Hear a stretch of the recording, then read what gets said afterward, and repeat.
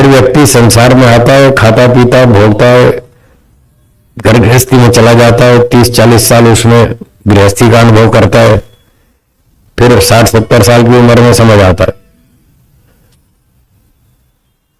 50 साल के तो बाद ही आता है, 50 के ऊपर 60, 65, 70 में समझ आता है कि गृहस्थी में उतना मजा नहीं आया जितना मैंने सोचा था। जी, करते समय भी बनते, दोनों समय बनते। आप कोई कर्म करेंगे, उसका कर्म करने का संस्कार बनेगा, फिर जब उसका फल सुख दुख भोगेंगे, वो सुख दुख का भी संस्कार बनेगा, दोनों बनेंगे। हाँ जी, तो वो एक आनंद का संस्कार बन के मुक्ति में ना, हाँ मुक्ति में रहे लंबे समय तक, वहां भी संस्कार बनते हैं। वो मोक्ष वाले संस्कार हैं जो मोक्ष में सुख भोगने से बने, और दुख से पूरी तरह छूटे रहे, उसका भी संस्कार बनता है। दुख नहीं भोगा, उसका भी संस्कार बना। शून्य से स्टार्ट करेगा। हाँ, अब जब शून्य से संस्कार उस पर इतने भारी होंगे, वो उसको मजा ही नहीं आएगा यहां पर ना। हाँ ठीक बात है। वो क्या ढूंढेगा? जो स्थिति मोक्ष में थी वही ढूंढेगा। मोक्ष में क्या थी? दुख 0 था, सुख 100% था, तो वो यहां पर वही चीज ढूंढेगा, पर इतनी उसमें उस समय बुद्धि नहीं होगी, इतनी विद्या नहीं होगी, बुद्धि नहीं होगी, माता पिता उतना सिखा नहीं पाएंगे क्योंकि वो खुद इतने 4th क्लास फैमिली वाले हैं। तो विद्या का की कमी होने से, ज्ञान न होने से, फिर अब उसको जो भी मिलेगा वो उसी में सेट हो जाएगा। जीवात्मा की एक ये क्वालिटी है कि वैसे चाहता तो ऊंची क्वालिटी है, पर जब ऊंची ना मिले तो जैसी मिले वो उसी में सेट हो जाता है। कहता चलो इतना ही सही, कुछ तो मिल रहा है, ऊंचा नहीं तो नीचा ही सही, कुछ तो मिल रहा है, काम तो चलाओ, भूखे थोड़ी मरेंगे, जैसा भी खाना है खाओ। अब चाहिए तो अच्छी क्वालिटी का, नहीं मिला तो जो मिला ठीक है, उसी से काम चला लो। तो इस स्वभाव के कारण वो फिर सामान्य परिवार में आया, तो वहां जो भी सीखने को मिलता है, जो खाने को मिलता है, उसी में सेट हो जाएगा, और वहां से उसके नए संस्कार फिर शुरू हो जाएंगे। तो इस प्रकार से फिर वो चलते रहेंगे प्रवाह से, हर जन्म में चलते रहेंगे, तो वो ढेर सारे हो जाएंगे। फिर वो थोड़ी प्रगति करेगा, अच्छे काम करेगा, कुछ सीखेगा, आगे बढ़ेगा, फिर अच्छे काम करेगा, थोड़ी उसको प्रमोशन मिलेगी, अच्छे 3rd क्लास परिवार में, 2nd क्लास परिवार में आ जाएगा। फिर वहां उसको अच्छा साधन संपत्ति खूब मिल जाएगी, फिर उसको अक्कड़ आ जाएगी। यहां फिर समस्या है। ये सारी सुविधाएं मिलने पर फिर उसको अभिमान आ जाएगा, मैं तो करोड़पति बाप का बेटा हूं, मैं तो अरबपति बाप का बेटा हूं, मेरे पास तो इतने पैसे हैं, मैं तो जो मर्जी करूं। वो आप देख ही रहे हैं, जो बड़े पैसे वाले सेठ लोग हैं, उनके बच्चे कैसे क्या करते हैं वो आप पता ही है आपको। तो फिर वो बिगड़ना शुरू होता है, फिर उल्टे काम करता है, फिर ईश्वर उसको दंड देता है, चलो नीचे, फिर डाउन हो जाता है, वो पशु पक्षी में चला जाता है, वहां घोटाले कर करके पशु पक्षी में चला जाता है, फिर वहां दंड भोग के वापस आता है, फिर मनुष्य में, फिर वो कुछ अच्छे काम करता है, फिर ऊपर चढ़ता है, फिर घोटाला करता है, फिर नीचे जाता है। बस ये चक्कर चलता रहता है, और इस प्रवाह में उसके ढेरों संस्कार जमा हो जाते हैं, और उनको फिर पूरा नष्ट करने के लिए बहुत तपस्या करनी पड़ती। तो ये बात है, इसलिए आसानी से वो मोक्ष नहीं मिलता, लंबा काम है, कठिन काम है। इसलिए कह रहे हैं अनादि वासनाया बलवत्वात्। ये जो प्रवाह से अनादिकाल से जो संस्कार चल रहे हैं, जब से हम मुक्ति से लौटे तब से ये संस्कार चल रहे हैं, तो वो संस्कार बलवान है बहुत। इसलिए बहुत बलवान होने के कारण वो इतनी आसानी से नहीं मरते, टाइम लगता है। तो प्रकृति उसको तब तक भी सहयोग देती रहती है जो उसका बचा खुचा काम है। तो इसलिए प्रकृति ने दोनों उद्देश्यों से सृष्टि को बनाया। जो ऊंची योग्यता वाला है उसको भी वो अपना सहयोग देती है, शरीर मन इंद्रियां बुद्धि खाना पीना उसको भी देती है, जो सामान्य स्तर का है उसको भी देती है, दोनों को देती है। जी बोलिए। आज सुबह आपने बताया कर्म का फल जाति आयु भोग। फिर आपने साथ में कुछ जीन्स का भी बताया। हाँ जीन्स का भी। हाँ तो ये भोग में, ये जाति में आएगा। जाति में, हाँ शरीर जो है ना वो जाति है। मनुष्य का शरीर, पशु का, पक्षी का, कीड़े मकोड़े का, ये शरीर जो है इसका नाम है जाति। अब मनुष्य का शरीर मिला, माता पिता से जीन्स में रोग आया तो शरीर में गड़बड़ है ना, वो वो जीन्स जो है वो शरीर का हिस्सा है, तो शरीर के अंदर वो कमी रख दी ईश्वर ने उसके कर्मफल के हिसाब से, उसके कर्म में गड़बड़ थी, इसलिए जीन्स में एक रोग भी लगा दिया ऐसा, तो वो जाति के अंतर्गत। जैसे जन्म मिला, उसने इतने अच्छे कर्म करे, तो वो क्या रोग जो जीन्स के जरिए आए वो रुकेगा या अपना फल देगा? देगा, कभी ना कभी देगा, जब उसका टाइम आएगा तब वो प्रकट होगा रोग, बिल्कुल देगा। तो उसको नाम शेष नहीं कर सकते, कर्मफल नहीं मिटा सकते। हाँ, ऐसा कर सकते हैं कि जैसे ही वो रोग प्रकट होगा तो डॉक्टर से चिकित्सा करा लेंगे, तब उसको हटा सकते हैं। और उसको भी एक स्थिति होती है, कुछ जीन्स में रोग आते हैं जिनको हटाना संभव ही नहीं है, वो असाध्य रोग होते हैं, वो नहीं हटते, वो भोगने ही पड़ेंगे।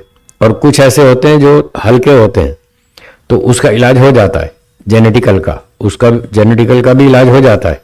हाँ, वो देखना पड़ता है कि कौन सा जीन कितना बलवान है, कितना कमजोर है, उसका इलाज हो पाएगा नहीं हो पाएगा, वो मेडिकल वाले वो बता सकते हैं परीक्षण करके। और जो कुछ नए रोग हो जाते हैं सिगरेट पीने से, प्रदूषण से और खान पान की गड़बड़ से, तो उनका इलाज भी हो जाता है। अगर वो भी प्रारंभिक स्तर पे हैं तो हो जाएगा, और वो भी लंबे पुराने रोग हो गए तो फिर कई बार उनका भी नहीं हो पाता। तो ये सब जातीय भोग के अंतर्गत आता है, कुछ पिछले जन्म के कर्मों का फल, कुछ इस जन्म के, और कहीं कहीं दूसरों के अन्याय से भी हमको रोग हो जाते हैं और हमें दुख भोगना पड़ता है। आपने एक बात कही थी, जैसे ही जन्म मिलता है तो पूर्व जन्म के जो फल है उसके कारण जन्म मिला, पर जो काम शुरू होगा वो नए ही कर्म काम है, पुराने कर्मों का फल अभी नहीं मिलेगा, वो बीच बीच में नहीं मिलेगा। हाँ, एक बार 60,000 कर्मों का फल दे दिया, ये शरीर जाति आयु भोग, तो अब हर 2-4 महीने में ईश्वर 20 कर्मों का फल फिर दे दे, 50 कर्मों का फिर 2 महीने बाद दे दे, ऐसा नहीं है। पर ये जीन्स का तो बीच में आ रहा है। ना ना, वो तो एक ही बार बंडल पैकेट जन्म से दे दिया जीन्स वाला, प्रकट बाद में हुआ, दे तो दिया था उसी समय, दे तो पैदा होते ही उसी शरीर में जीन्स तो आए गए ना, वो दे तो दिया था।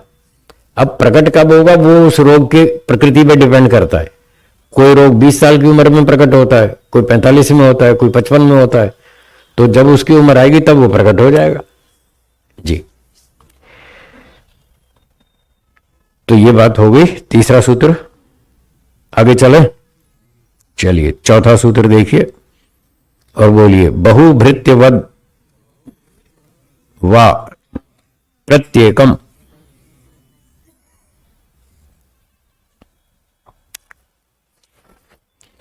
बहु का अर्थ है बहुत सारे, भृत्य माने नौकर, सेवक, कर्मचारी, बहुत से कर्मचारियों के समान, बहुभृत्यवद, बहुत कर्मचारियों वाला जो राजा है अथवा सरकार है आजकल की भाषा में, तो बहुत कर्मचारियों वाले राजा के समान या सरकार के समान, प्रत्येकम, प्रत्येक को, वो राजा प्रत्येक को फल देता है। जिसके बहुत सारे राजा के बहुत सारे कर्मचारी होते हैं, कुछ तो अभी जवान हैं, काम कर रहे हैं, वर्किंग जॉब कर रहे हैं अभी 60 साल से छोटे उम्र के, और जो 60 के हो गए, 58 के 60 के हो गए, वो रिटायर हो गए, वो सीनियर हो गए, सिटीजन। तो राजा उन दोनों को खाने पीने को देता है, जो रिटायर हो गए उनको पेंशन देता है, और जो काम कर रहे हैं उनको सैलरी देता है, सबको देता है खाने को, नहीं तो फिर छीन झपट करेंगे, खाने को नहीं दोगे तो। राजा के राज्य में जो लोग रहते हैं उनको सबको राजा खाने पीने की सुविधा देता है, व्यवस्था करके देता है। जो जॉब कर रहे हैं उनको सैलरी देता है, और जो 60 के ऊपर हो गए, रिटायर हो गए, उनको पेंशन देता है, लो भाई खाओ अपना जीवो, जैसा न जितना भी जीवन बचा हुआ आपका। तो जैसे राजा अपने सब कर्मचारियों को खाने पीने को देता है, ऐसे ही जो प्रकृति है वो भी सब लोगों को खाना पीना देती है। जो विरक्त हो गए वो रिटायर जैसे हैं, उनको भी देती है थोड़ा बहुत, जब तक उनकी मुक्ति हो तब तक वो भी खाते पीते हैं, सब चीजों का उपयोग करते हैं, रोटी कपड़ा मकान सब यूज करते हैं, वो रिटायर के समान है। जो वैराग्य वाले हैं, मोक्ष के आसपास हैं, वो यहां पर दृष्टांत में रिटायर्ड पर्सन्स के तुल्य है। और जो अभी खा पी रहे हैं, मौज कर रहे हैं, जवान हैं, दुनिया के अभी सुख भोगना बाकी है जिनको, तो उनको प्रकृति अपना भोग दे रही है। वो जो वर्किंग पर्सन्स हैं उनके तुल्य है, जो नौकरी कर रहे हैं अभी 30 साल के, 35 साल के, 40 साल के, वो उनके समान है। तो जैसे राजा सबको खाना पीना देता है, ऐसे प्रकृति सबको भोग देती है उनकी योग्यता के अनुसार। बोलिए, कुछ समझ में आया? दृष्टांत क्लियर हुआ ना? बोलिए।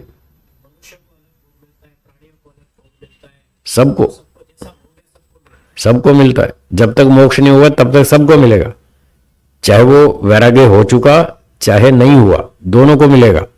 जैसे सरकार रिटायर्ड लोगों को भी पेंशन देती है, और जो काम पर अभी जवान है, काम कर रहे हैं, उनको सैलरी देती है। सैलरी और पेंशन दोनों को देती है सरकार। ऐसे ही प्रकृति भी दोनों को भोग देती है। जो अभी अविद्या वाले हैं अथवा जो विरक्त हो गए, दोनों को देती है। तो दोनों के लिए प्रकृति ने सृष्टि बनाई, एक के लिए नहीं। ये था सिद्धांत पक्ष। बोलिए।